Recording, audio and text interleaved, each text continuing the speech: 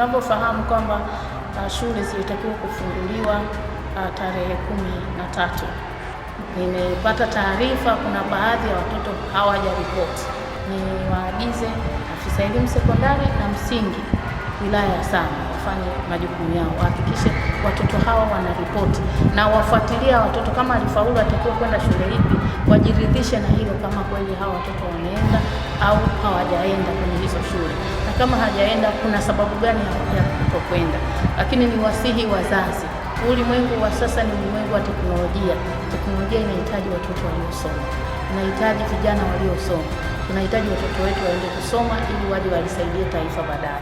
Kwa hiyo niwaombe sana wazazi wa wilaya ya Same wahakikishe watoto wao ambao wamefaulu wako majumbani, wahakikishe wanaripoti shule. Walitakiwa kuripoti tarehe 13.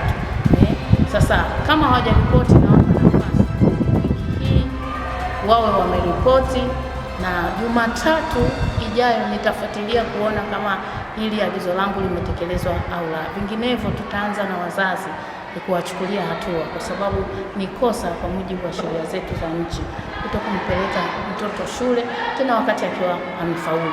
Kama kuna tatizo la kimsingi ambalo linafanya mzazi ashindwe kabisa kumpeleka shule mtoto, basi watoe taarifa kwenye uongozi wa wilaya ili tuweze kulishughulikia, mtoto aweze kwenda shule.